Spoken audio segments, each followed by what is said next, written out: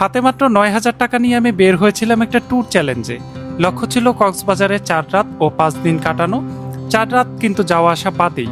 শুধু তাই নয়, এই টাকার মধ্যে ছিল যাওয়া আসার খরচ, থাকা, খাওয়া আর ঘোরাঘুরির পুরো বাজেট। সবচেয়ে মজার বিষয় হলো, পুরো ট্যুরে আমি থেকেছি ৩টি ভিন্ন ভিন্ন রিসোর্টে, যেখানে ৩ বেলার খাবারও কিন্তু অন্তর্ভুক্ত ছিল। এতেই শেষ নয়, এই ট্যুরে আমি ঘুরে দেখিয়েছি উখিয়ার রোহিঙ্গা বাজার, কুমির খামার, রোহিঙ্গা ক্যাম্প এলাকা এবং কক্সবাজারের আরও কিছু দর্শনীয় স্থান। আর পুরো চ্যালেঞ্জ শেষ করে ট্রেনে করে ঢাকা ফিরেছি। শুনতে অবিশ্বাস্য মনে হলেও মাত্র ৯,০০০ টাকার মধ্যে আমি সফলভাবে এই ট্যুরটি সম্পন্ন করতে পেরেছি। এই সিরিজে ধাপে ধাপে দেখাবো কোথায় থেকেছি, কোথায় খেয়েছি আর কত খরচ হয়েছে, এবং কিভাবে আপনিও একটি কম বাজেটের মধ্যে এমন একটি ট্যুর দিতে পারেন।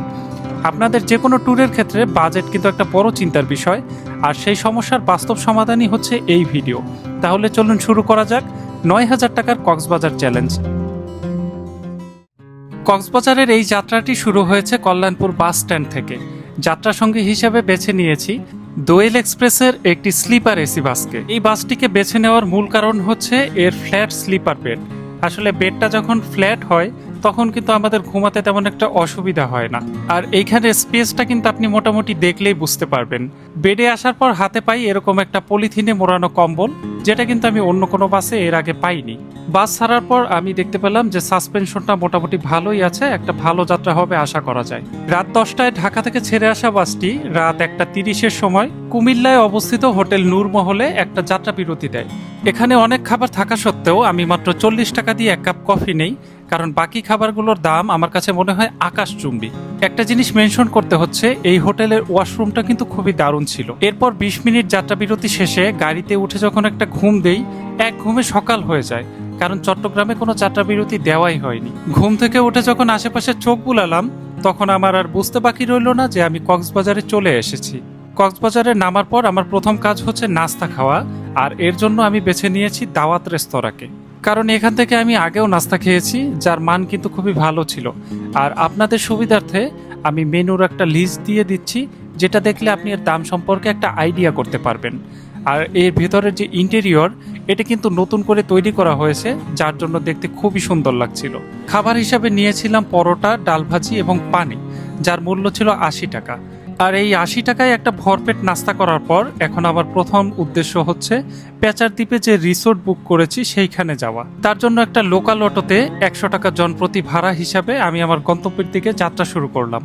এই রাস্তায় ঢুকেই আমি যখন প্রথম সমুদ্র দেখতে পেলাম, তার যে কি আনন্দ আমি আসলে বলে বোঝাতে পারবো না। আমি রাস্তা দিয়ে চলার সময় একটা কথাই ভাবছিলাম, যে সমুদ্র কিন্তু আসলে কখনোই হতাশ করে না, কারণ সে নিজ শক্তিতে বহেমিয়ান।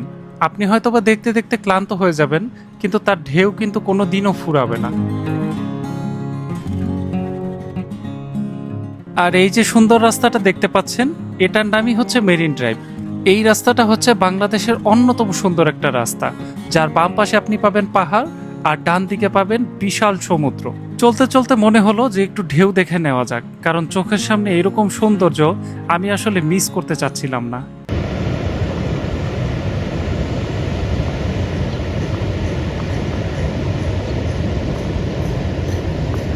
এখান থেকে আমার সমুদ্র ছেড়ে আসতে ইচ্ছা করছিল না, কিন্তু যেহেতু লোকাল ট্রান্সপোর্ট ব্যবহার করছি, তাই আমাকে তাড়া দিল যে তাড়াতাড়ি চলে আসার জন্য।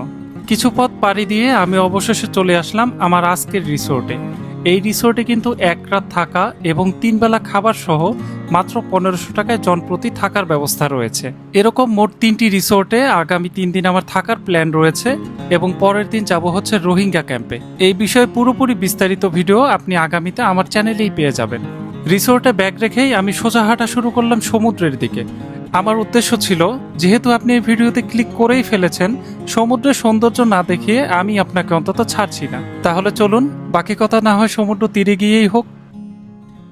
আচ্ছা, এখন পর্যন্ত এই ভিডিওটা যারা দেখছেন তারা কিন্তু মোটামুটি একটা আন্দাজ করতে পারছেন যে এই ভিডিওটা কী টপিকের উপর হতে চলেছে। আমি চেষ্টা করেছি যে সবচেয়ে কম টাকার মধ্যে কক্সবাজারে আপনি যে এক্সপিরিয়েন্সটা নিতে পারেন এবং বাজেট ফ্রেন্ডলি একটা ট্যুর দিতে পারেন, সেটার ব্যবস্থা করা বা সেইটার সম্পর্কে আপনাদের জানানো। আজকের ভিডিওটা ছিল এই সিরিজের সবচেয়ে প্রথম ভিডিও। এরপরে 5টি ভিডিও আসবে। সেই 5টি ভিডিওতে থাকবে 3 বেলা খাওয়া এবং থাকা সহ 1500 টাকার মধ্যে কিভাবে একটি দিন কভার করতে পারবেন সেই নিয়ে। আর আমি আপনাকে গ্যারান্টি দিয়ে বলতে পারি, এই যে টোটাল কক্সবাজারের সিরিজটা আছে আমার, এইখান থেকেও যদি আপনি একটা ভিডিও মিস না করেন তাহলে আপনি এমন বাজেট ট্যুর দিতে পারবেন যেটা আসলে কল্পনার বাইরে। আর এই যে প্রাইভেট বিচের যে এক্সপিরিয়েন্স দেখেন, এই যে ঢেউগুলো চলে গেল উপর পর্যন্ত, আবার ওই যে আমার পিছনে দেখতে পাচ্ছেন ঢেউ আসতেছে, কিন্তু আমার আশেপাশে আপনি মানুষ দেখতে পাচ্ছেন কোনো মানুষ নাই। কলাতলি, সুগন্ধা, লাবণী, এই জায়গাগুলো মানুষ মোটামুটি ভরা থাকে, সেটা ঈদের সময় হোক বা ঈদের বাইরে হোক, যে কোনো ছুটির বাইরে হোক, মানুষ সবসময় বেশি থাকে। আমি চেয়েছিলাম যে একটা প্রাইভেট বিচে থাকবো অথবা নিজের মতন করে সময় কাটাবো। আর আমিও চাই যে আপনারা আমার মতন করেই সময় কাটান, নিজেদেরকে সময় দেন, নিজেরা উপভোগ করুন। আর সেই কথা চিন্তা করেই আমি আসলে এরকম একটা প্ল্যান করা, যে বাজেটের মধ্যে আপনারা সবচেয়ে ভালো এক্সপিরিয়েন্সটা কীভাবে নিতে পারবেন। আর এর পরের ভিডিওতেই আমি আপনাদের দেখাবো যে এই রিসোর্টে থাকার অভিজ্ঞতা কেমন ছিল, আর 3 বেলার খাবারের মান এবং স্বাদ কেমন ছিল। এর সাথে আরও দেখাবো এইখানের যে প্রাইভেট বিচ, সেখানে আপনি কীরকম সিকিউরিটি নিয়ে ঘুরতে পারেন, এবং রাতের বেলা এই ইকো রিসোর্টের সৌন্দর্য আসলে কেমন সেটাও তুলে ধরবো আপনাদের সাথে। আচ্ছা, আজকে আর ভিডিও বাড়াচ্ছি না। এই যে স্বচ্ছ পানি দেখতে পাচ্ছেন, এই পানিতে একটু গোসল করব, গোসল করে রিসোর্টের দিকে যাব। তো পরের ভিডিওগুলোয় চোখ রাখুন, দেখা হচ্ছে পরের ভিডিওতে।